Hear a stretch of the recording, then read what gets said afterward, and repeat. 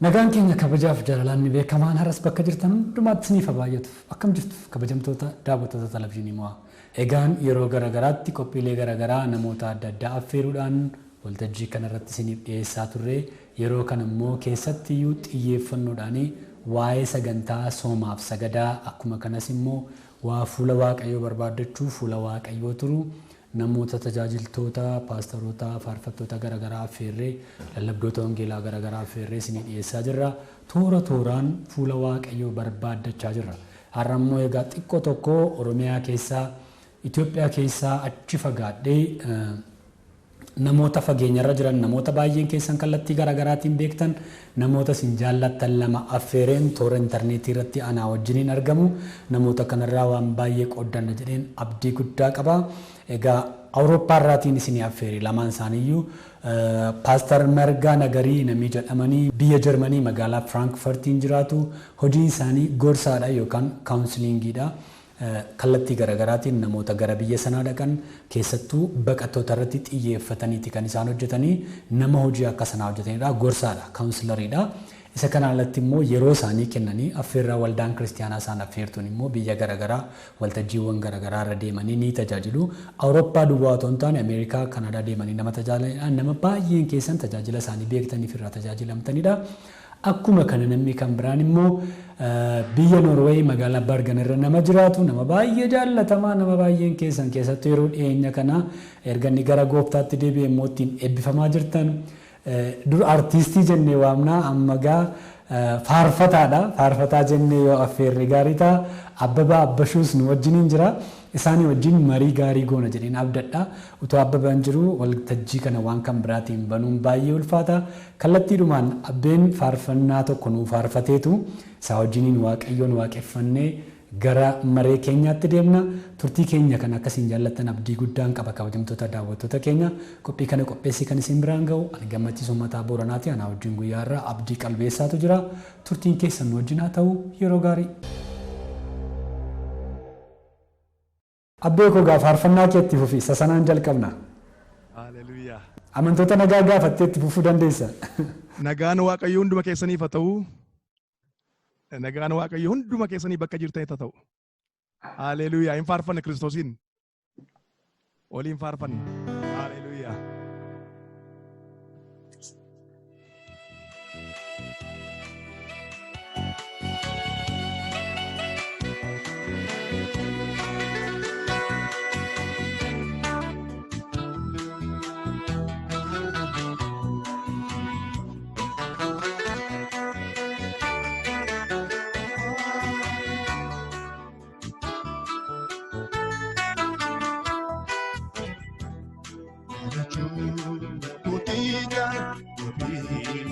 Now it's Jimmy Jita.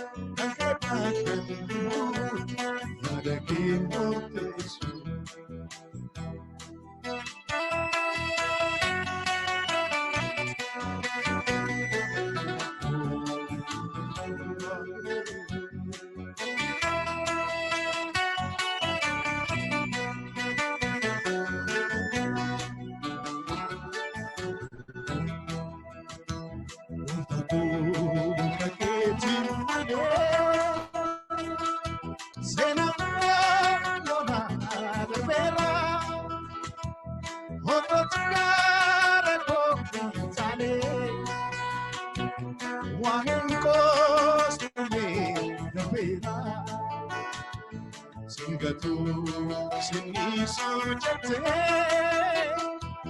dirgate sana dekate kabute yoga nama opta ko diom dekate aju ko dijal bi now jini jinta Iti basu iti teyo beka aju modijan tabi now jini jeta iti basu iti teyo beka Japini laughing niko jana latina beka Ubanat ilautina bota Ante bakan Yar kibot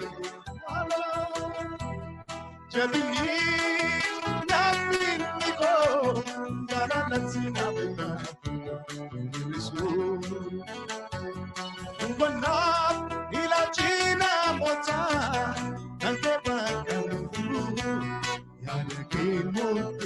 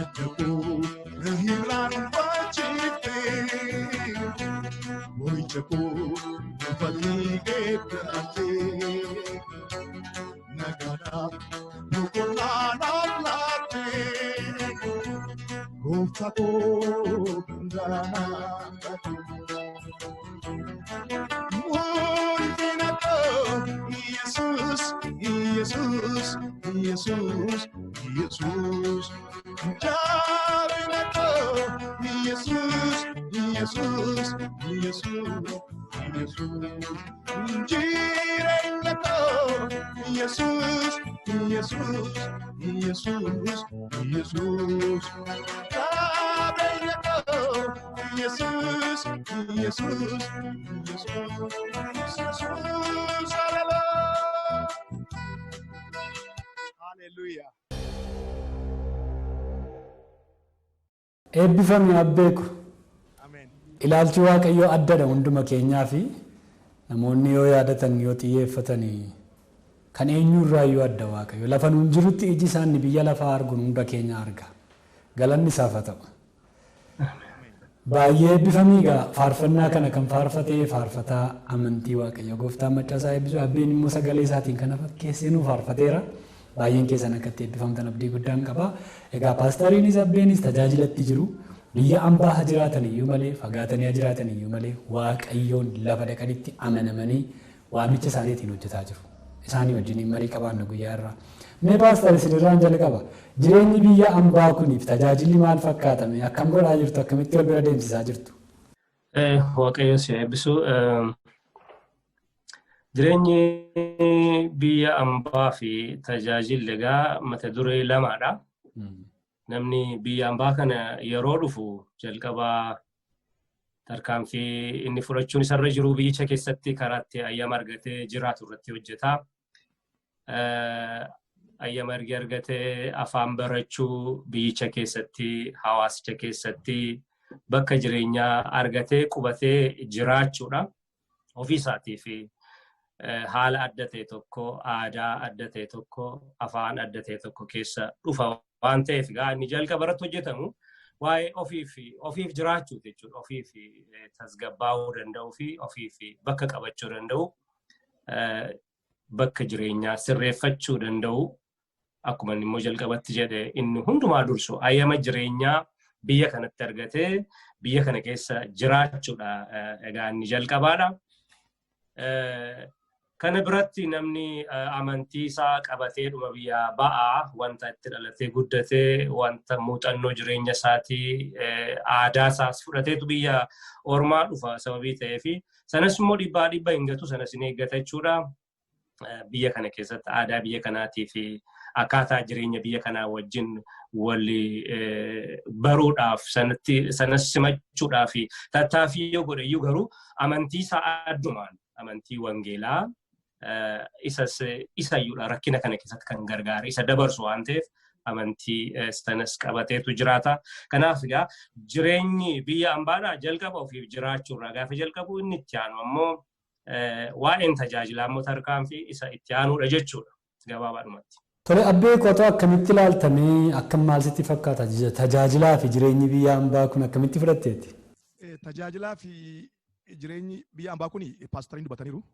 Akkuma isaan dubbatanii kan dursu dura jireenya ofii sirreeffachuudha dura. Anillee egaa ispeeshaalii gara dhiyoo kanaati gara gooftaatti kanan dhufe addunyaa biraa keessan ture har'a gara gooftaatti dhufe gara mootummaa waaqayyootti immoo dhufeera waaqayyoon na galatu. An carraa akkasii tajaajila erginni gara gooftaatti dhufee waggaa 4 guuteera. Carraa biyya keessaa fi biyya as keessa kan jiraannu yeroo lamaan tokko biyya deemee ilaaleera. Asittis carraan tajaajilaa jiru akkuma isaan jedhan voluntaryidha. Yeroo baay'ee namni hojii mataa isaatii hojjeta. Isa boodaadha. Qeessonni paasteroonnis hojii mataa isaanii kan hojjetan baay'eedha. Nama xiqqoodha warri full time hojjetan biyya kana keessatti tajaajila guutuma tajaajila waaqayyoo jechuudha. Kanaaf jireenyi tajaajilaa biyya ambaa kana fakkaata. Eegisa guuttattee booda lammaffaa gara waaqayyootti fi gara furaan immoo itti deemtaa. Anaaf baay'ee amman argetti baay'ee bareedaadha. Akkan argaa jirutti akka nama dhabnamaa jirutti baay'ee natti tolaa jira. Jireenyi tajaajilli biyya ambaa kun baay'ee bareedaadha. Kan biyyaa immoo yeroo tokko yeroo lama naqee argee baay'ee namatti tola. Otuu akkachii ta'e baay'ee namatti tola irra caalaa garuu asis baay'ee gaariidha waaqayyoon na galatu. Egaa baay'ee gaariidha akkasumatti deema. Tariitii akkan isaanitti naa bu'an kanan barbaade paastariini. Hojiin jira jireenyi kan biraa jira waan bal'aa caalaa argachuu barbaaduun jira. Akkuma kana immoo dheebuun hafuuraa immoo jira kan keessa keenya gabiin arganne tokko. Kan ayyaanni nurra jiru waamichi nurra jiru immoo boqonnaa nuun laanne tokko. Wal bira qabanii akkaataa isaan itti deemsisan dhuguma namni of kennee yaa waaqayyo waamichatti na waamte kana jedhee hin tajaajilaa laata seedu sanadha kanan baruu barbaade. Isa kana irratti waan jettan qabdu isinillee egaa qacaramtanii miti tajaajila yeroo keessanii inni kan hojiidha. Yeroo waamicha waamamtanidha kan isin of kennitanii tajaajiltan.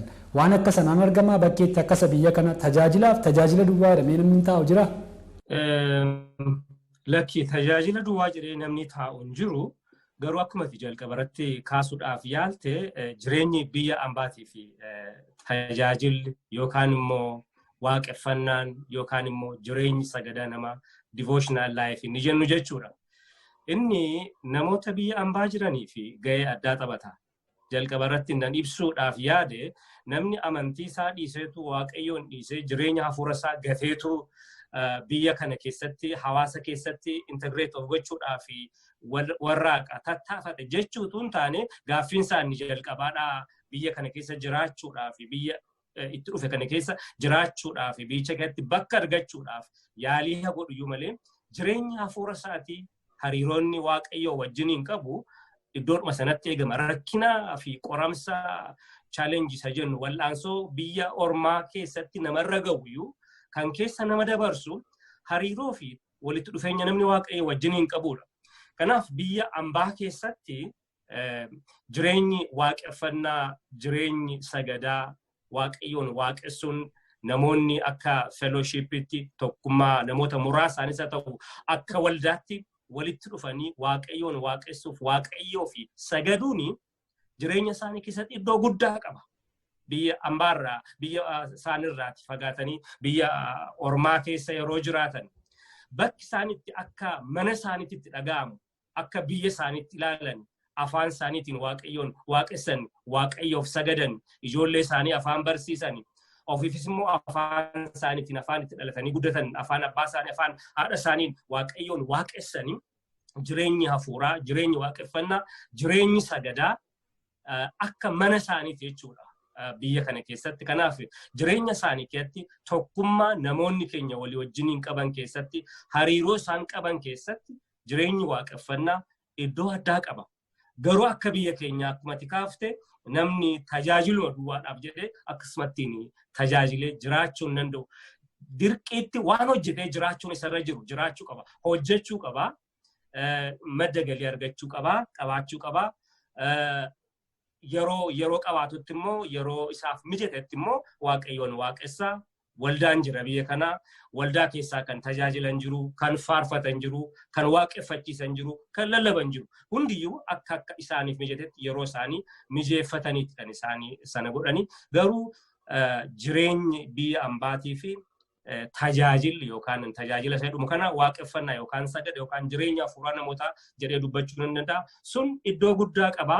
Jireenya namootaa kan iddootti jabina addaa kan isaaniif laatu tokkummaa kan isaaniif kennu afaan isaaniillee akka isaan baratan aadaa isaanii akka isaan eeggatan walii wajjiniin waaqeffachuu duwwaatu hin ta'in immoo waaqeffannaa booddee ta'anii walii wajjin buna dhuguu shayii dhuguu odeeffannoo wal jijjiiruu waa'ee biyyaa dubbachuu haala biyyaa irratti walii wajjiniin haasa'u kanaaf gahee guddaa kan taphatu jireenya waaqeffannaa namoonni biyya ambaa keessatti qabanidha. Gabaayyoon ulfaadhaa gaarii gootanii ibsitanii mee gara abbeettan dhufa isinis gaaffiin isa gaafadhu kanaa deebistu keessattuu abbeen amma faarfannaadhaan baay'ee dhufaa jirta namoota baay'eetu si argaa waldoota Ameerikaa keessa jiran Kanadaa jiran Awurooppaa keessa jiran Afrikaadhuma keessaa illee inni godheetan si yaada kan namoonni toora intarneetii kanaan si affeeranii tajaajiltu. Duraan waldaatti fuula ture amma immoo toora kanaan jira mee maal fakkaata deebiin namootaa? Toora intarneetii kanaan tajaajila jiruuni tajaajila biyya alaa kanaanii namoonni yeroo argan maal jedhu yaada akkamii kennu? Tajaajilli intarneetiidhaan gargaaramnu kun yeroo baay'ee fakkeenyaaf rakkoo zuumiidhaan gargaaramu kuni eegiin koronaan dhufee booda namni gara manaatti galee booda waldaan cuccufamee waldaan akka namooti baay'een ol duukaan teenye kan jedhu seerri biyya kanaa eegii seera baasee booda namoota hundumatti galanii toora intarneetiidhaan kan tajaajilamaa jiru bakka adda addaatti. Bakka hundumaatti tajaajilli amma yeroo ammaatti hundumtuu irra caalaa isa dura caalaa namooti baay'een manaati. In hordofu namooti duraan bakka yeroo tokko mijannee fi baay'een isaanii kallattii maani toora intarneetiidhaan irratti hirmaatu tajaajila irratti.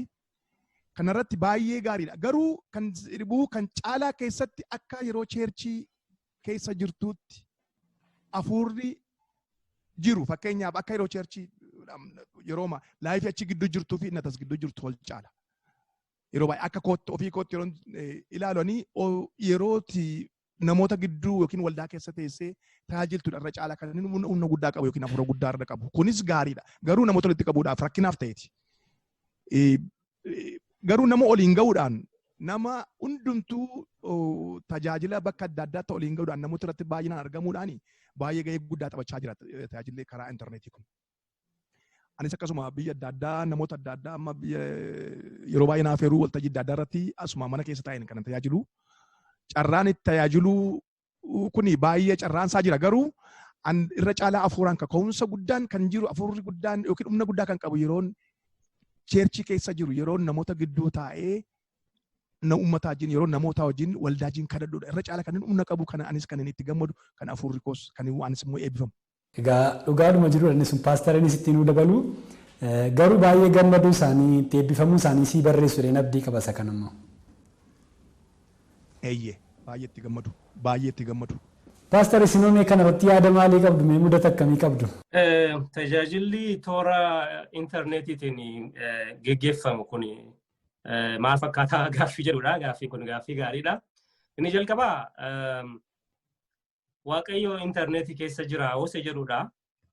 Anaaf Waaqayyo intarneetii keessas jira. Sababni isaas Waaqayyo bakka namoonni jiran jira. Bakka namoonni argamanitti argama Waaqayyo. Inni kun virtual reality namni wal biraan ga'u garuu akkuma amma wal wajjin haasaa jirru kana wal argaa jirru kana wal wajjin dudubbachaa jirru kana toora kanaan wal arguudha waan ta'eef Waaqayyo bakka namoonni argamanitti hin argama. Waaqayyo namootatti hin dubbata, Waaqayyo namoota hin jajjabeessa. Kanaaf intarneetiidhaan fayyadamanii bifa garaagaraatiin wal tajaajiluun sun gaariidha. Yeroo wajjin adeemuudhas addunyaan har'aa kun gara kanatti deemaa jirtu waan ta'eef sanatti fayyadamuun sanatti gargaaramuun gaariidha. Yoo sirriitti itti fayyadaman, yoo sirriitti itti gargaaraman sun bu'aa addaa hin buusa. Kuni amma waa'ee lubbuu namootaa sooruuti, waa'ee wangeela lallabuuti, waa'ee wal jajjabeessuuti, waa'ee mootummaa waaqayyootiif wal qopheessuuti, waa'ee abdii walitti horuuti. Reaakshiniin namootaa, deebiin namootaa attamsa jetteefi adda adda. Akkan argutti namoonni kan fayyadama isaa baranii itti eebbifamanii bu'aa isaa arganii deebiin laatu, itti fayyadamu, itti gargaaramu. Garuu dhugaa dubbachuuf ennaa jennee akka isa kan biraa miti. Namooti biyya lafaa kanatti waan kan biraa godhanii hordoftoota hedduu qabu. Namoota baay'eetu isaan hordofaa, namoota baay'eetu waan isaan godhan ilaala. Garuu hawaasa keenya biratti ammaaf baay'inaan hin baramne, hin babal'anne waan ta'eef akka sana jechuu hin dandeenyu garuu bu'aa qaba jedhee amanaa. Kanaaf yoo itti fayyadamneef deebii fiidbaakii namootaas yeroo ilaallu anillee bara dheeraa hin turre ergiin intarneetii irra lallaba tokko tokko kaa'u jalqabe yeroo dhiyoodha. Garuu deebii namootaa yeroon ilaalu kan warra kaanis yeroon hordofuu fi deebii namootaa yeroon ilaalu baay'ee kan nama jajjabeessu. Garuu karaa kan biraa tajaajilli bifa kanaan kennamu kun fafas immoo hin dhabu jedhee amana. Sababni isaas warri tajaajilus ta'anii warri tajaajilaman yeroo tokko tokko san seriously hin fudhatani. Iddoo laatanii fi bakka laatanii fi qalbii guutuudhaan sana hin hordofuun jedhu garuu gaaffiidha. Sababni isaas intarneetiin dhumarraan arguu yuutuubii keessa lixanii tarii dhaggeeffataa yookaan karaa feesbuukii ta'uu danda'a yookaan immoo bifa amma nuyi ittiin wal argaa jirru karaa zuumii ta'uu danda'a karaa adda addaa ta'uu danda'a. Namni dhuguma qalbii guutuudhaan wanta kana hordofaa yeroo isaatti kennee akka yeroo waldaa dhaquu qophaa'ee manaa bahuu deemee yeroo isaa kennee waldaa dhaqee hirmaatee galuu akka sanatti itti fayyadamaan jedhu gaaffiidha naafi. Kanaaf amma tokko fafannafu namoonni akka ilaalutti namni hundumaallee innaa ta'u baate namni seriously fudhachuu dhiisuu danda'a. Qalbii guutuudhaan duukaa bu'uu dhiisuu danda'a. Utuma waaqayyo isa eebbisuu barbaadu, itti dubbachuu barbaadu, utuu jajjabaachuu danda'u, utuu yeroo laatee fi utuu qalbii guutuudhaan hordofe, utuu itti dhimma ba'uu danda'u, itti dhimma ba'uu dhiisuun jira jedheen yaada. warra hirmaattota duwwaatu hin taane audience warra jennu warra sagantaa kanatti yookaan warra sagalee waaqayyoo namoota kan biraarraa dhaga'an qofatu hin taane warri karaa sana lallabanis yookaan tajaajila kennan ammam qophii akka godhan ammam haala namootaa akka beekan ammam yeroo duukaa akka deeman haala yeroo irratti hundaa'anii yeroodhaaf deebii barbaachisu sagalee barbaachisu lallaba barbaachisu barsiisa barbaachisu hammam akka kennanii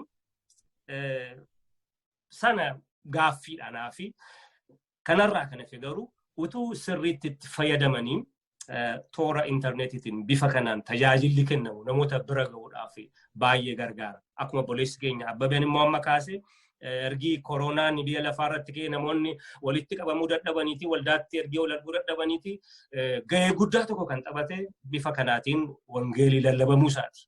Guutummaa biyya lafaa irratti jechuudha. Iddoo tokko tokkotti immoo bakka waldaan kiristaanaa hin jirre biyyoota fagoo adda addaa keessatti immoo akkuma waldaatti kan kanatti gargaaraman iyyuu jiru. Kan kanaan fayyan gara Kiristoositti kan deebi'an, kan jajjabaatan, kan kufaatti oolan, kan ayyaana waaqayyoo keessatti of eeganii iddoo garaa garaatti jiru. Kanaaf namoota impact gochuu hin danda'ama. Namootatti dubbachuu, namoota barsiisuu, jajjabeessuun, kaasuun, jireenya hafuuraa namaadhaan dadammaqsuun, devotional life namaa, jireenyi waaqeffannaa namaadhaan akka inni hin bannee fi eeguun gooftaa keessatti wal eeguun hin danda'ama yoo sirriitti itti fayyadameef. Baay'ee ulfaadhaa Paaster ibsa bareedaa nuu laattanii maaliif xiyyeeffannoo nutti kenname warri tajaajilanis warri tajaajilamanis toorri kun toora intarneetiiti guutummaa addunyaarra jira biyya kamiyyuu lafa intarneetiin faayidaan isaa jiru hundumaa jira. Intarneetii kana immoo waan tolaadhaaf yoo itti fayyadamne kunoo akka kana wanta gaarii ittiin dhaga'uu dandeenya. Waan badaarra yoo barbaannes immoo wanta badaa meeqaan guutee jira intarneetiin kuni. Garuu nuti immoo akka namoota waaqayyootti akka namoota Kiristoosiin amananiitti intarneetii kana qilleensa kana wanta gaariidhaan haguunnu firoota keenyas fayyadamnu ofii keenyaas immoo wanta gaariidha jennee akka kana arginu barbaannee itti fayyadamnuun dhaamsa keenyadha. Egaa turtii keenya kan akkasiin jaallataa jirtan abdii guddaan qaba kabajamtoota daawwattoota keenya guyyaa har'aa biyya Awurooppaarraa namoota lamaaf feeree jira. Biyya Jarmanii magaalaa Frankfurtirraa Paaster Margaa Nagariin wajjiniin jiru akkuma kana immoo biyya Noorwee magaalaa Bergen irraati faarfataa Abbabaa Abbashuun wajjiniin jira baay'ee isaanii egaa isaanii wajjin turtii bareedaa qabaachaa jirra. Mee lamaan keessaniifuu gaaffii wal fakkaataan qaba ammas tarii gaaffiin kun egaa gaaffii haala yeroo irratti xiyyeeffatus ta'uu danda'a akka tajaajilaa tokkotti akka nama waaqayyoon beekutti. Akkuma kana immoo akka nama lammii biyya kanaa ta'e tokkotti yeroo waa'ee biyyaa dhageessan yeroo oduu biyyaa dhageessan miidiyaarraa dubbistan yuutuubiin feesbuukiin dhageessan mee maaltu isinitti dhaga'ama miira akkamii qabaattu abbeerraa jalqabu. Yeroo baay'ee egaa waa'ee biyyaa yaaduun eessaa faree tokkoffaa haala amma jiru yeroo biyya hambaa teessee dhageessu wanti si gammachiisu jira wanti sitti hin tolles baay'eedha kan jiru fakkeenyaaf amma karaa waldaatti akka waldaatti yeroo fudhadhee ilaalu waldaa biyya keessa jiran keessatti yeroo teenyee dhagaa jirru akkana sitti dhaga'utti baay'ee rakkina guddaa keessa akka isaan jiran waa'ee tajaajilootaa afaan dhagaa yeroo baay'ee inni kun baay'ee na gaddisiisa yeroo teenyuu nuun amma sitti akkuma silaa jenne yeroo baay'ee namooti biyya kana keessa jirru tajaajiloonni akkuma silaa volontariidha baay'een isaanii kan hojjetanii namooti immoo biyya keessaatii waa'ee haala biyya keessaatti amma yeroo eegii koronaan kun dhufee booda karaa tajaajilaa irratti biyya keessaa xiqqoo namooti rakkoo gurguddaa keessa jiru namooti warra karaa tajaajilaa jechuudha karaa cheerchiirraa yeroo dhageenyu inni baay'ee natti dhaga'ama yeroo baay'ee kanan yeroo baay'ee xinnoochi natti dhaga'amu. Karaa kan biraa akkuma waa'ee biyyaa yaaduunis nafuu yeroo biyyaa waa'ee baay'ee numa haasofna waa'een biyya keenya egaa waan baay'eedha.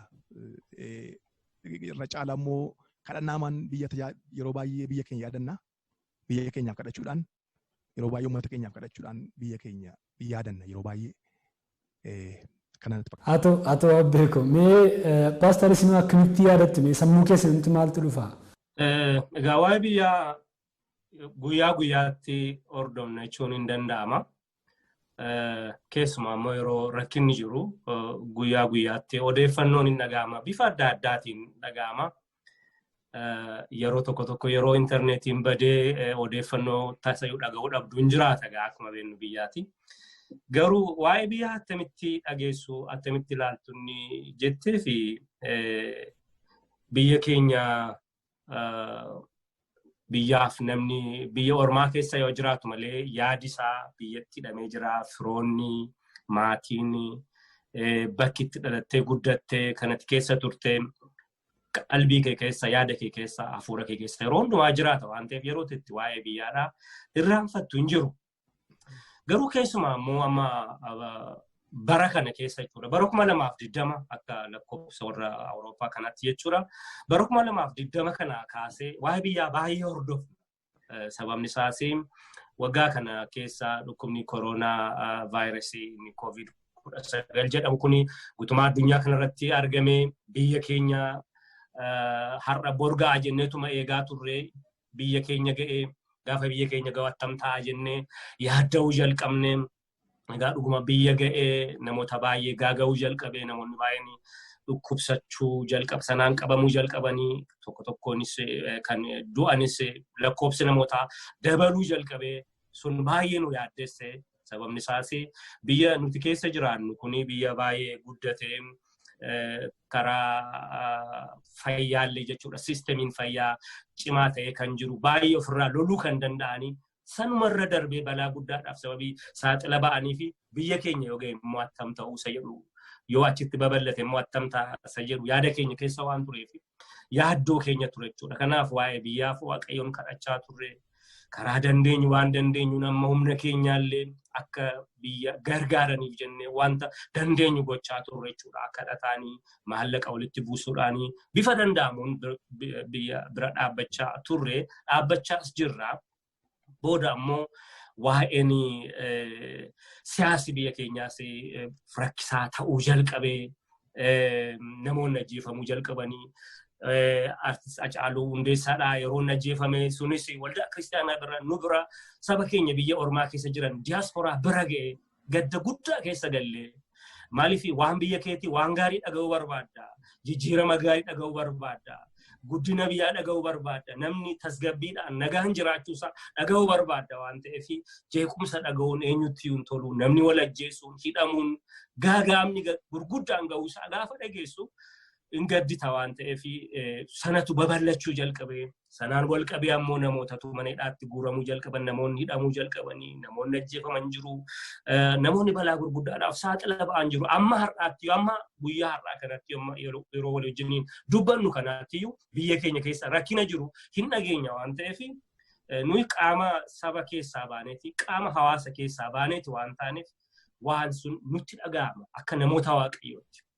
Gadda guddaa keessas jirra waa'ee warra miidhamanii, warra du'aniitiif, warra guyyaa guyyaatti du'aniitiif gammachuu hin qabnu jechuun yoo nyaanne, yoo dhunne, yoo uffanne jiraanne amma tokko biyya tasgabbii qabu keessa yoo jiraanne illee dhugaa dubbachuu yoo ta'e nagaaf tasgabbii hin qabnu akka namaatti jechuudhaan ofii kootiif jechuudha.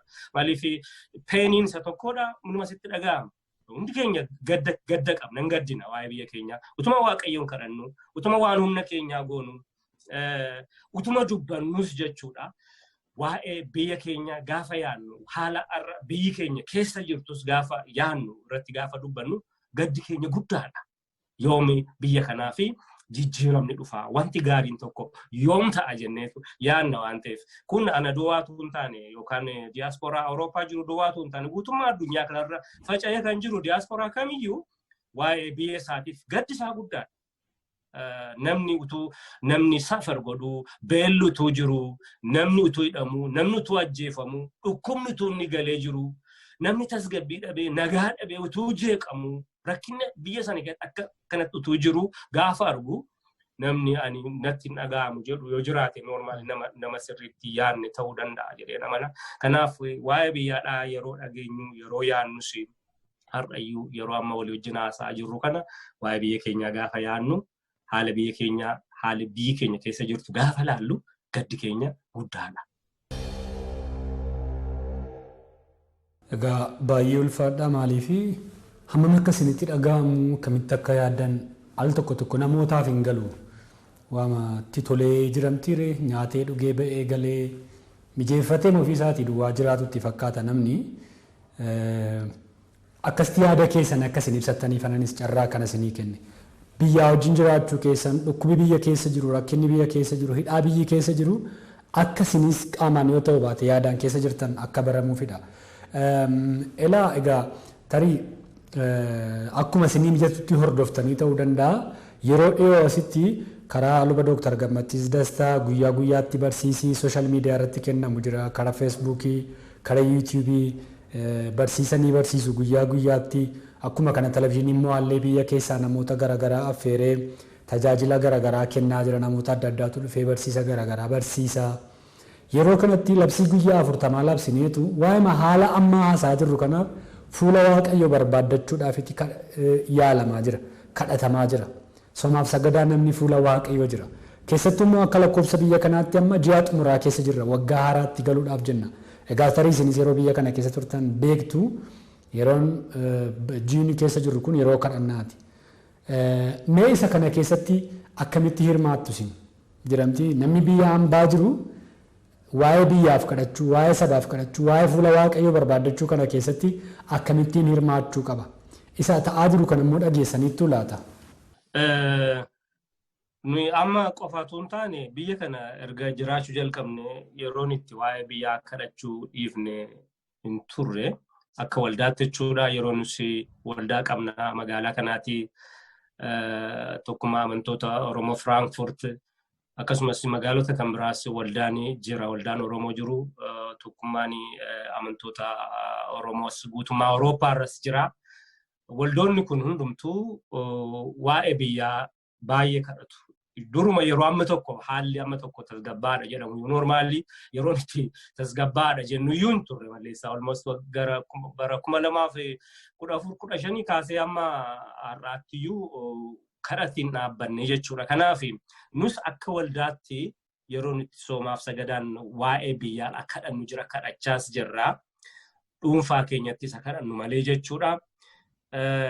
Kanaaf kadhati soomaaf sagadaan waa'ee biyya keenyaa kadhachuun itti fufeedhuma jira. Gara fuulduraattis itti fufa jedhee namana. Namoonni karaa kamiyyuu biyya kamiin iyyuu jiraatan soomaa fi sagada labsanii waa'ee biyya keenyaa kadhachuun waa'ee biyya keenyaadhaa boo'uun firdii qajeelaan biicharratti akka inni babal'atuu fi dhugaan iddoo isaatti akka deebi'uu fi kun namoota warra bira ga'uu dandeenyu biraa bifa kanaan ga'uun hin danda'amaa jechuudha. Karaa yuutuubiidhaa, karaa feesbuukii bifa garaagaraatiin. Biyyatti immoo warri biyya keessa jiran namni hundumtuu kanatti hin fayyadamu. Namni hundumtuu tarii yuutuubiitti fayyadamuu dhiisuu danda'a, feesbuukiitti fayyadamuu dhiisuu danda'a. Waldaan biyya keessa jirtu immoo karaa danda'ame bifa danda'ameen amantoota bira dhaabbachuu, amantoota jajjabeessuu, qalbii jijjiirranaadhaaf namoota qopheessuu bifa danda'ameen warra biyya geggeessan, warra saba geggeessan jedhanitti illee sagalee Waaqayyootiin dubbachuu wanta wangeelli dubbachuun murteessaadha. Waldaan kiristaanaa, kiristaanonni sabni Waaqayyoo nama looganiif tokko iyyuu hin qaban. Dhugaadhaaf jiraatu, dhugaa dubbatu, Waaqayyo bira dhaabbatu. Yaada Waaqayyoo calaqqisiisu. Kanaaf ani soomaaf sagadii baay'ee barbaachisaadha. Sababii amma waggaa haaraatti darbuudhaaf jennu kana qofaadhaaf utuu hin taane sababii sun murteessaa ta'eef jechuudha. Sababii gara Waaqayyootti deebi'uun qalbii jijjiirrachuun namni waan gaarii hojjechuu baruun namni hamminarraa badii dalaguurraa firdii jallisuurraa dhugaa ukkaamsuurraa akka deebi'uu fi waldaan kiristaanaa wanta gochuun isheerra jiru gochuun barbaachisaadha jedheen yaada. Kanaaf soomaaf sagadii waldaan kiristaanaa guutummaa addunyaa kanarratti labsite isheen biyya jirtus namni illee dhuunfaa isaattis soomaaf sagadaan Waaqayyo dura ture waa'ee biyya keenyaa kadhachuun gaariidha jedheen amana. Atau abbee kootu akkamitti hirmaachaa jirta lubi Dooktar Gammachiis Dastaa barsiisaa jiran akkasumas televizyiinii immoo guyyaa guyyaatti qoodaa jiru kana mee akkamitti argite namoonni akka isaanitti hirmaatan akkamitti gorsita? Baay'ee hordofaa jira. Yeroo baay'ee akka waldaattis hordofaa jirra amma waa'ee soomaaf sagadaa darbaa jiru kanas karaa intarneetiidhaan karaa Dooktar Gammachiisiin darbaa jirus hordofaan ture yeroo baay'ee. Waldaan akkuma amma paastariin jedhanii waldaan amma yeroo ammaatti waa'ee biyya keenyaa kadhannaa keessa jirti. Waldaan soomaaf sagadarra jirti. Rakkoo biyya keenya keessa jiru hundumaa fi nuun asitti irra caalaa orra biyya caalaa iyyuu kan baay'ee dhiphachaa jiru waldaa as jirtu natti fakkaata akka teenyutti akkuma sila jedhe yeroo yaannu yeroo dhufnu waa'ee biyya keenyaatti kan yaannu. Kanaaf akka waldaatti nuti yeroo ammaa soomaaf sagadarra kadhachaa jirra uummata keenyaaf kadhachaa jirra akka nagaan biyyattiitti deebi'uuf akka dhugaan bakka isaatti akka deebi'uuf uummati keenya naannoon as jiru hundumtuu kan waldaan kiristaanaa jirtu waldaan kiristaanaa afaan oromoo biyya kana keessa jiran akka gaariitti hordofaa jira akka gaariittis immoo yeroo ammaa soomaaf sagadarran kadhachaa jirra fuula keenya gara waaqayyootti deeffannee. Haa ta'u gara xumuraatti geessina amma gara gaaffii tokko isinii kaaseetanii paastariin dubbii waaqayyoo keessaa gabaabsanii nuu qoodu sana booddee abbiin immoo faarfannaa tokko nuu faarfattee gara xumuraatti geessina dubbiin kun. Mata duree baay'ee kaasutu danda'ama haasaa baay'ee haasa'utu danda'ama garuu gara caalu namoonni yaada isaanii gara waaqayyootti akka isaan deebisaniif akka waaqayyoon barbaaddataniif gochuufidha kan maree kana gochaa jirru. Mee paaster guutummaa addunyaarra sabii keenya jiru namni afaan kana dhaga'u hojii kan biraa hojjechaa fiiggachaa jiramtiiree guyyaa guyyaatti waan ofiisaatiif barbaachu gochaa waaqayyo wajjin akka inni ta'u waa'ee saba keenyaa waa'ee biyya keenyaa waa'ee yeroo kana akka inni cichee waaqayyoon kadhatuu fi akkamitti gorsitume hin danda'ama tarii hojii hojjechaa waaqayyo wajjin ta'uun tiraanspoortii irra taa'anii waaqayyo wajjin ta'uun lafa warshaatti hojjetanitti mana yaalaa hojjetanitti mana barumsaa keessa hojjetanitti hojjechaa waaqayyo wajjin ta'uun hin barbaachisa. Furmaata nuun qabnu waaqayyoon kadhachuun achitti wanti kan biraa jiraame maal jettu? Namni waaqayyoo fi tasuma yeroo hin dhaba jedhee yaaduun namni waaqayyoof yeroo dhabuu hin danda'u. Hammamillee hojjetu, hammamillee fiigu namni waaqayyoo fi yeroo hin dhabu. Sababni isaas jireenyi hafuura namaadhaa diigamee jennaani waa hundatu nama jalaa diigama. Jireenya hafuura namaadhaa diigamee jennaan namni hojjetee argachuusaa qofaatu hin taane jireenyaaf waan isa barbaachisu qabaachuusaa qofaatu hin taane hammam jireenya hiikaa qabu jireenya itti gaafatamummaadhaan guute jireenya kaayyoo qabuu fi jireenya ogummaadhaan geggeeffamu hammam jiraata jennee gaafachuu dandeenya. Kanaaf namni jireenya hafuura isaa manca'ee jennaan waa hundatu jalaa babbada. Kun sirriitti beekamuu qaba. Jireenya hafuura isaa jalaa manca'ee jennaan jireenya hafuura isaa jalaa dadhabee jennaan jireenya hafuura isaa jalaa diigamee jennaani jooruunsaa hojjetee argachuunsaa walitti qabachuunsaa maal gochuunsaa homaa isa fayyadu. Hojjechuun gaarii ta'etu jiru dadhabuun gaarii ta'etu jiru namni garuu waaqayyoof yeroo nafu. Waaqayyoof yeroo qabaachuun yeroo dheeraa qabaachuudhaan miti. Yeroo xinnoollee taatu effectively itti fayyadamnaan sirriitti itti gargaaramnaan waaqayyoo sekendii maayikiroo sekendii ishee jennu kan hin lakkaa'amne keessatti jireenya keenya keessatti hojii hojjechuu danda'a. Garuu waaqayyoo fi sanarra kan caalu yeroo moodama. Waaqayyoon kadhachuuf sagalee waaqayyoo dhaggeeffachuuf jireenya waaqeffannaa keenyaa jireenya hafuura keenyaa eeggachuudhaaf tasa yeroo dhabna jedhee hin amanu. Kanaaf akkuma jedhe immoo wanti baruun nurra jiru jireenya hafuura keenyaa diigamee manca'eetu jiru waan hundumtuu nuuf sirratee tasgabboofnee nuuf guutee nuti tolee jiraanna jennee yaadnoo ta'e of gowwoomsina jedheen amana. Kanaaf utuu hojjennu, utuu dadhabnu, utuu fiinnu waaqayyoof immoo yeroo laachuun yeroo hin dhabnuuf waan ta'eef waaqayyoo fi yeroo laachuun gaarii. Waaqayyoo baay'inaanis ta'e xinneenyaan fayyisuun isan dhibu jedha. Anaaf du'a gidduutti tarkaanfiin tokko yeroo hafe waaqayyoo gidduu seena jedha. Daawit yeroo dubbatu waaqayyoon daqiiqaa tokko lama nuyi waaqayyoof laannee waaqayyoo wajjin dudubbannu balaa gurguddaa nu oolchuu danda'a. Biyya keenya hambisuu danda'a. Baraaruu danda'a. Inni guddaan namni yerootti gabaabduullee taatu waaqayyo wajjin hin qabaatu sirriitti qalbii guutuudhaan itti fayyadamuu itti gargaaramudha. Waan dhaga'u dubbii waaqayyo baratu immoo hojiirra oolchuudha. Addunyaa kanarratti wanti dhibe rakkinni guddaan kan ta'e wangeela dhaga'uu dadhabuus natti hin fakkaatu. Lallabamuunis xinnaachuu natti hin fakkaatu naan akkan argutti waaqeffachuunis xinnaachuu isaa natti hin fakkaatu garuu isa dhaga'ame hojiirra oolchuudha. Isa dhaga'ame hojiitti jijjiiruudha. Isa exercise gochuudha. Ittiin jiraachuudha. Utuu akkas ta'eeti silaa har'a biyya keenya keessas rakkinni gurguddaa nuti har'a agarru kun hin jiraatu ta'a ture. Utuu wangeelli hojiirra oolee. Akkuma beeknu biyyi keenya reliijiyeesiidha uummati isaa. Amantiitu jira. amantii kiristaanaa ta'u, amantii musliimaa ta'u, waaqeffataa ta'u, sabichi saba religiyeesiidha. Kan akka saba keenyaa, kan akka biyya keenyaadha. Saba amantii jaallatu ta'e hin jiru. Amantii baay'ee jaallata.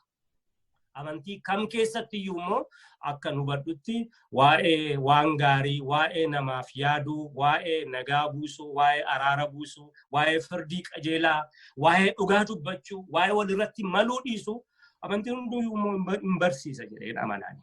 Kanaaf utuu akka barsiisa amantii sanaatti immoo jiraatameeti silaa furmaata baay'eetu dhufa jedheen yaada biyya keenya keessatti.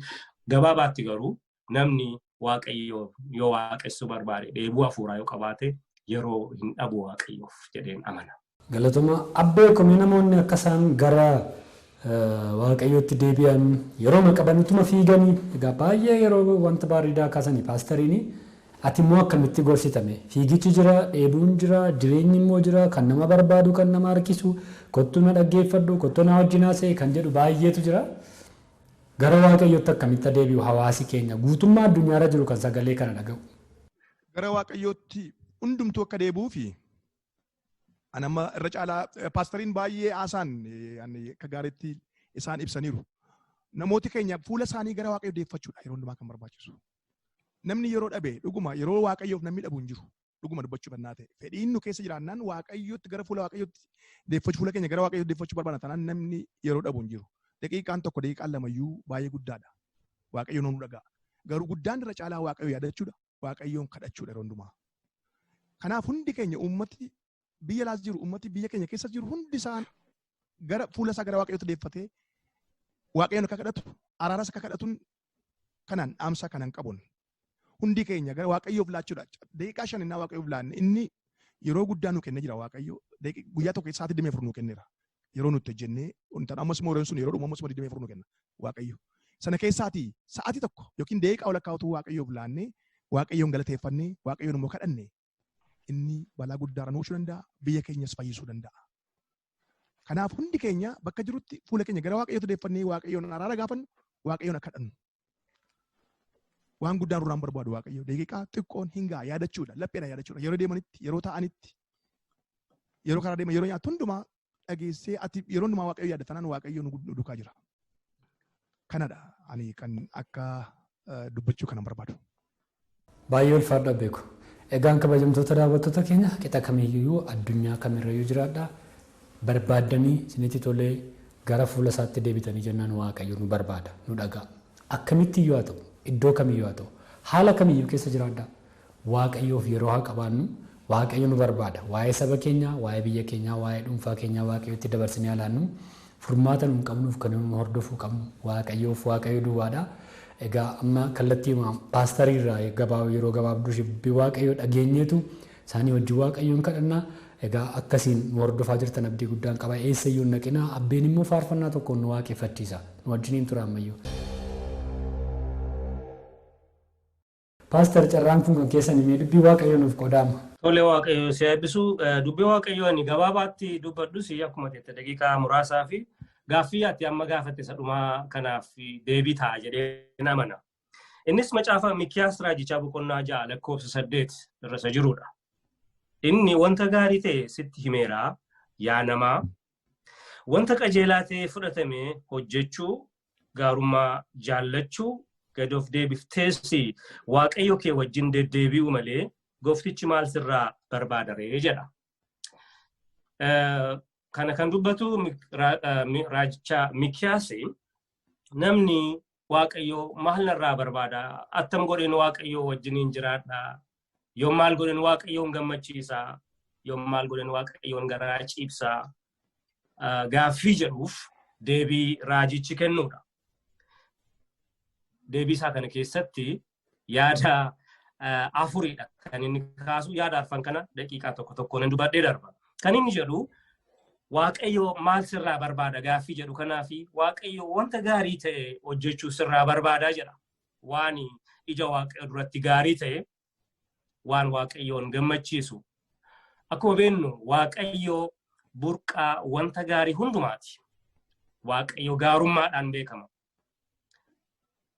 yeroo Museen Waaqayyoon ati na wajjin ta'i na biraa hin hafin yeroo inni jedhe ofii kee natti mul'isi na agarsiisi yeroo Museen jedhee Waaqayyoon kadhate seera keessa seera ba'uu boqonnaa 33 keessatti Waaqayyo akkasittiin jedhe ani gaarummaa koo si dura nan dabarsaa jedheen gaarummaa koon si agarsiisa jedhe Waaqayyo amalli isaa karaakteriin isaa neechariin isaa jechuudha amalli Waaqayyo gaarummaadha kanaaf Waaqayyo burqaa wanta gaarii hundumaatiin namaan immoo wanta gaarii ta'e hojjedhu Waaqayyo wajjin yeroo deddeebitu jedha inni lammaffaan wanta qajeelaa ta'e fudhatame justice isa jennu jechuudha kun immoo isaarra waa'ee isaa kaafnu jechuudha waa'ee qajeelummaa waa'ee firdii qajeelaa waa'ee hojii qajeelaa isa biyya lafaa kanarraa hawaasa keessaa dhibee inni dhibuu isaarraa kan ka'e immoo isa sabni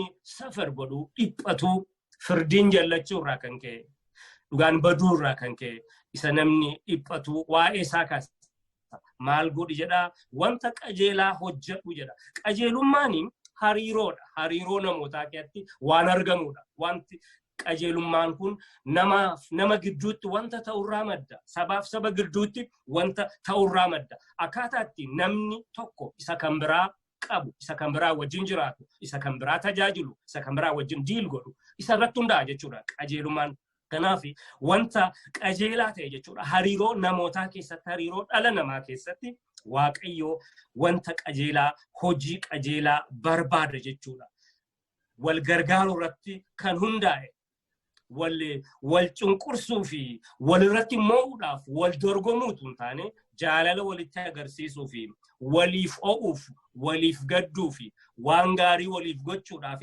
wal barbaaduu walii wajjiniin jiraachuu keessatti kun akka inni iddoo qabatu gochuu jechuudha isa compete godhan yookaan dorgoman namarra aanuuf namarra caalanii mul'achuu fi isa wal dorgoman irraa namni wal qixa wal tajaajiluuf waan gaarii waliif gochuudhaaf kanaan wal qabee wangeela Maatewos boqonnaa 7 lakkoofsa 12 irratti isa gooftaan dubbate the golden rule waan jedhu sana kaasuu dandeenyu gooftaan maal jedhee dubbatee ture waanuma namoonni akka isiniif godhaniif jaallattan isinis akkasuma isaaniif godhaa seerrii fi raajonni isuma kana hin barsiisuu jedhee dubbata ture wanta namoonni siif gochuu barbaadan waan namoonni akka siif godhaniif jaallattu wanta gaarii namni jireenya isaa keessatti yoo fayyaa ta'e yaada isaa sirriitti yaada yoo ta'e qalbii sirrii yoo qabaate namni hamaa akka irratti hojjetu hin barbaadu miidhamuu hin barbaadu jibbamuu hin barbaadu tuffatamuu hin barbaadu saamamuu hin barbaadu ajjeefamuu hin barbaadu maal barbaada ree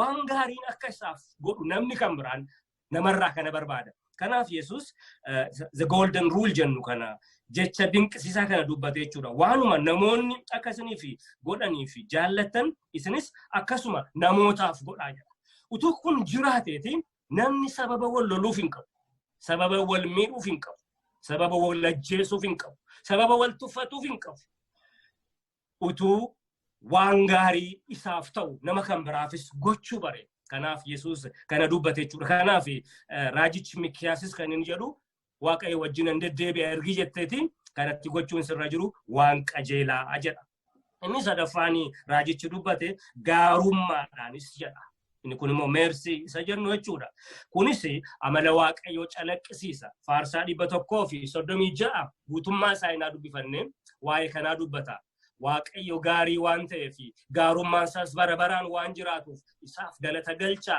jedheeti dubbata faarfannaa 136 keessatti Waaqayyo amalli isaa gaarummaadhaan beekamuudha namni Waaqayyo sabni Waaqayyo namni amantiin qabadu Waaqayyoon beeka sabni jedhu namni jedhu walii isaa gidduutti gaarummaa hojjechuudhaan walitti mul'isuu jaalala walitti agarsiisuudhaan walii wajjin jiraachuu danda'u inni arfaffaani gad of deebisuudhaan faallaanii gad of deebisuudha of tuuluu ol of qabu afaan Ingiliffaan arrogance isa jennuudha isaan kuni bakka of tuuluun ol of qabuun namni waan jaallate dubbachuu waan jaallate godhee jiraachuu akka barbaadetti bahee galuu nama kan biraa immoo sana dhoowwatee jiraachuu barbaadu bakka arrogance inni jennu bakka fudhatetti firdii qajeelaan jiraachuu hin danda'u yookaan immoo justice inni jennu akkasuma immoo gaarummaa inni jennu jiraachuu hin danda'u. Kanaaf gadoof deebisuudhaan waaqayyo kee wajjin jiraachuu jedha. Yaadi koo gabaabaadhumatti ani akka hubannaa koo fi akka amantaa kootti furmaati biyya keenyaaf, furmaati saba keenyaa fi wanta sagaleen waaqayyo amma dubbatu kana hojiirra oolchuudha. Innis jaalala, waliif yaaduu, wal tumsuu, olaantummaa argisiisuu fi wal dorgomuurraa wal tumsuu, wal simachuu, wal kabajuu, baruu gara sanatti yoo deebine nama kan biraafis waan gaariin nuuf akka ta'uuf hawwinu, nama kan biraaf obboleessa keenyaaf, obboleettii keenyaaf akka ta'uuf yoo yaanne yoo hawwine biyya keenya keessatti dhiphinni amma jiru kun hin salphata jedheen yaada. Nuti kiristaanota. Kiristaanonni immoo Kiristoosiif jiraatu. Isa calaqqisiisu, nagaa labsu, peacefulidha. Araara labsu, gaarummaa labsu. Waan tokkitti dubbadheen xumura. Sababii kana ta'eef garuu inni kan biraan immoo advantage kana irratti fudhachuu kan barbaadu immoo jira.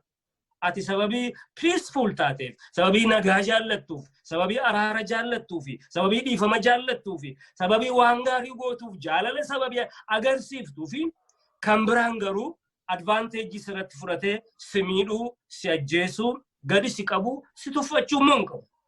Sana dura dhaabbachuun gaariidha akka nama waaqayyootti. Yoo xinnaate nama si ajjeesu tokko ati deebistee hin ajjeestullee yoo ta'e waan ati jettu na ajjeesuun kee sirrii miti jetteetti dubbachuullee danda'uudha jechuudha. Kanaaf nuti kiristaanota Kiristoosiin fakkaanna, Kiristoosiin jiraanna, nagaadhaaf jiraanna, araaraaf jiraanna, gaarummaadhaaf jiraanna, jaalala labsina, qajeelummaa labsina, qajeelummaan akkanii lafarratti mo'uuf dubbanna akka namoota akka waldaa kiristaanota akka saba waaqayyooti jechuudha. Qaamni kan biraan garuu yoo sana akka advantage'itti gargaarame, akka carraa gaariitti gargaarame ittiin si miidha garuu ati sababii nagaa jaallattuu fi si ajjeesuu barbaade garuu si balleessuu barbaade garuu achitti dhaabii jechuutu gaarii jechuudha akka nama waaqayyooti. Waan ati gootu kun sirrii miti, waaqayyo sanaa wajjin waliin galu karaan kee sirrii miti jettee dubbachuu danda'utu murteessaadha. Waaqayyo sana akka goonuuf barbaada. Nama tokko nama si miidhu, nama si saamu, nama si kabalu, nama si ajjeesu tokkoon callumattee paasiivii taatee ilaaltatu hin taane yoo xinnaate kanatti gootu wantichi hojichi sirrii akka hin taane dubbachuu danda'udha. Waaqayyo hojiin kun sirrii akka hin taane akka nuti dubbannuuf, akka nuti ittiin morminuuf barbaada. Nagaa karaa nagaa, jaalala labsaa, araara labsaa, dhiifama labsaa. Namni hundumtuu wal qixa akka ta'eef akka wal kabajuu fi waan gaarii akka isaaf ta'u hawwu nama kan biraafis akka godhuu fi utuu barbaadutti sana gochuutti utuu deebi'ee silaa nagaaf tasgabbiin hin jiraata saba keenya gidduu jedheen amana. Waaqayyo waldaa kiristaanaa irraa anaaf isinirraa kiristaanota irraa garuu sana barbaada. Maqaan isaa eebbifamu. Maqaa waaqayyoo kan abbaatiif kan ilmaatti kan hafuura qulqulluuttis waaqayyo tokko. Si galateeffannaa gooftaa keenya waa'ee yeroo gaarii kanaaf, waa'ee carraa gaarii kanaatiif. Eeyyee yaa waaqayyoo namni atamittiin akka si wajjiniin jiraatu maal akka hojjechuu qabu, atamitti si wajjin akka deddeebi'u garbichi kee Mikiyaas hin dubbata. Eeyyee yaa gooftaa namaanii waan gaarii hojjedhu akkuma waaqayyo innati amantu, innati waaqessitu, innati sagadduu fi innati hordoftu kuni burqaa wanta gaarii hundumaa ta'e ati yaa namaa gaarummaa hojjedhu jedha. Akkasumas firdii qajeelaa waan qajeelaa ta'e hojjedhu, jallinatu hin taane waan kana hojjedhu jedha. Eeyyee waaqayyo nuyi waaqessinuuf, waaqayyo nuyi sagannuuf kunis waaqayyo isa firdiinsaa qajeelaa, isa dogoggorru isa bira hin jirredha. Waldaan kiristaanaa, kiristaanonni, amantoonni biyya lafaa kanarra jiraannu firdii qajeelaan lafa kanarratti, addunyaa kanarratti addumaan immoo saba keenya irratti akka inni mo'uu fi hawwina. Yaa waaqayyo kanaaf firdii qajeelaa waan qajeelaa hojjedhu jedha. Yaa gooftaa kana gochuu akka dandeenyuuf biyya keenya, saba keenya irratti, saba keenya gidduutti biyya keenya keessatti firdii qajeelaan akka inni mo'uuf yaa Waaqayyo firdii jallinaa akkati rukuttu akkati buqqiftu qajeelummaan lafa sanarratti akka inni mo'u yaa Waaqayyo ati Waaqayyoonni qajeelaan Waaqayyoonni gaariin Waaqayyoonni firdii kee keessa dogoggorri hin jirre biyya keenya akkati yaadattu maqaa Gooftaa Yesuus Kiristoosiin si kadhanna. Akkasuma amanamummaa jaalladhu gad of deebisuudhaan immoo Waaqayyo kee wajjiniin deddeebii jedhee dubbata. Yaa Gooftaa ati Waaqayyo isa gaarii taate gaarummaan keessi bara baraan jiraatudha. Ati waan gaarii jaallattaa sabni kee waan gaarii akka hojjetan barbaaddaa. Biyya lafaa kanarratti waan gaariin akka inni hojjetamu akka inni babal'atu barbaadda. Hamminni akka inni buqqa'u evil kan ta'e hundumtu akka inni mo'amu barbaadda. Biyya keenyarraa saba keenya gidduudha haala dhiphina guddaa biyya keenya keessa jiru maneedhaatti kan dararaman maneedhaa bebbeekamootti akkasumas baadiyyaa fi magaalaa keessatti rakkina guddaa keessa kan jiran maqaa Gooftaa Yesuus Kiristoosiin isaan yaadadhu. Kan hidhaman hidhaati yaa ba'anii warra gadditti gale yaa Waaqayyo gaddanii gaddaan rukutamanii kan jiran haa jajjabaatanii sodaa jala kan jiranis yaa Waaqayyo birmaduu haa ba'anii hiyyummaa guddaa keessatti kufanii kan jirani yaa Waaqayyo haa yaadatamanii yaa Gooftaa biyya keenyaa fi firdii qajeelaa akkati faraddu hojii gaariin akka hojjetamuuf hojii gaarii kan hojjetu akkati kaaftu maqaa Yesuus Kiristoosiin si kadhanna. Biyyicha saba keenya haala isaan amma keessa jiran keessatti ati yaadadhu. Saba keenya gargaari. Galanni siif haa ta'u yaa Gooftaa fuula kee dura amma bifa kanaan yeroo turru gaddi keenya guddaadha. Waa'ee biyya keenyaa, waa'ee saba keenyaa, waa'ee haala siyaasaa, waa'ee haala fayyaa, waa'ee haala hariiroo namoota gidduu jiru, waa'ee haala dinagdee saba keenyaa gaafa ilaallu gaddi keenya guddaadha. Garuu ati Waaqayyo jiraataadha. Biyya sanaaf furmaati si duwwaadha. Biyya sanaaf deebiin si duwwaadha. Jallinni maqaa keetiin mo'ama. Situ jallina mo'ata. Sabni Waaqayyo waldaan kiristaanaa jallina dura yoo dhaabbatan, yoo saaxila baasan, yoo ittiin mormani jallinni mo'ama. Sabi keenyas birmadummaa hin argata. Kana waan gootuuf immoo galanni siif haa ta'u yeroo qabaachaa turre sagalee walii wajjin hirmaanne gaafiif deebii waliif goone walii wajjin hin goone hundumaatiif toora kanaan saba keenya tajaajiluuf carraa arganne kanaaf maqaan kee eebbifamu. Maqaa Gooftaa keenya Fayyisaa keenya Yesuus Kiristoosiin. Ameen. Ameen. Baay'ee ulfaadhaa gaalu Waaqayyo isin haa eebbisu. Amma abbeetu faarfannaa tokko shaa godhee nuuf faarfatee sanaaf booddee nagaa walitti dhaamna.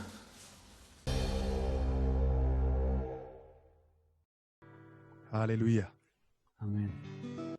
Yesuus barabaraan gooftaadha. Hallelujah. Faarfannaan amma faarfadhu faarfannaa gurmeessaan faarfadhaa. Gurmeessaa tasfaa'ee. Waan hedduu jiraa olmaan kee kan na yaachiisuudha.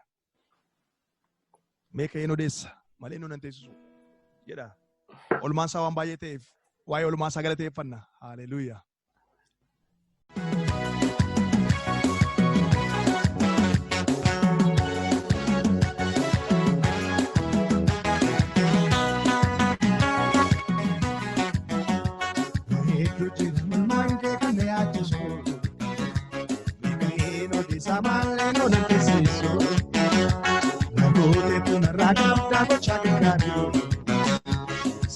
Sama pancalisa kote barbi, mohetu kira manke kane yakisu.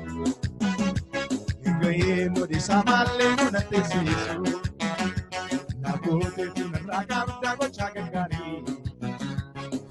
Sama pancalisa kote barbi, konen jedamu kochaga bai, kaminipsu, matalu parte kajeneta, karanonopsu.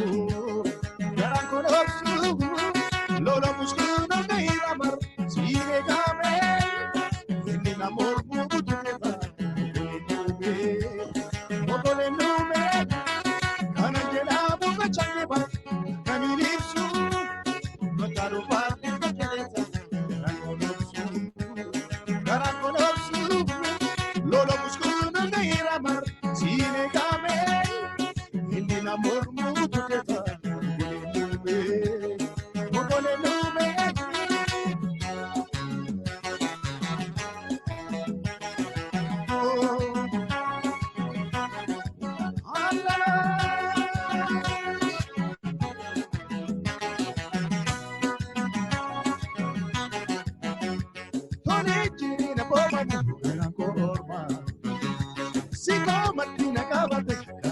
arma. Nake samba kusela ni baradarbe. Ega nani muaide katicha yabe. Tore jini boba mu garan korma.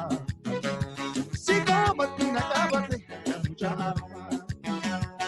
Nake samba kusela ni baradarbe. Ega nani muaide katicha yabe. Katicha yabe. Katicha yabe. Nani magota. Dinake jabinake. Nani magota. Dinake jabinake. Dinake. Wahetu tira walmaite kame atisu. Nikahino de samale no nantesisu. Nagote tu nabrakabda go chagakari. Simparsa mama chalisa go day barri. Wahetu tira walmaite kame atisu. Nikahino de samale no nantesisu. Nagote tu nabrakabda go chagakari. Simparsa mama chalisa go day barri. Kona jeda muza chakiba. Kaminisu. Watalo pa kajereza. Garakudosu. Lolo muskulu nirama. Sine gabe. Hindi namor mutuleta. Mogore nume. Kana jeda muza chakiba. Kaminisu. Watalo pa kajereza. Garakudosu. Lolo muskulu nirama. Sine gabe. Hindi namor mutuleta. Mogore nume. Hallelujah.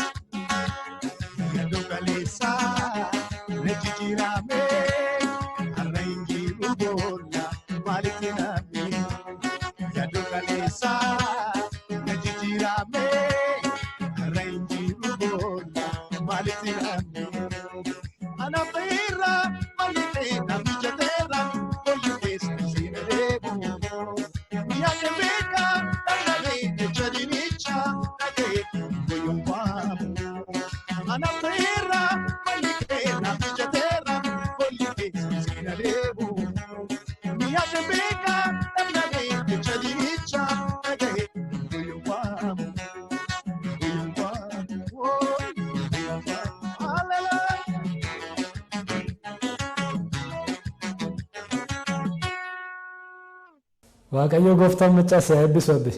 Baay'ee namatti tola. Baay'ee ulfaadhu. Paaster isinis Waaqayyo gooftaan maccaa si eebbisu baay'ee fayyaa ta'a. Eebbifameetis Waaqayyo si eebbisu gamme. Baay'ee galatoomaa. Egaan kabajamtoota daawwattoota keenya qophiin keenya guyyaa har'aa kana fakkaata ture.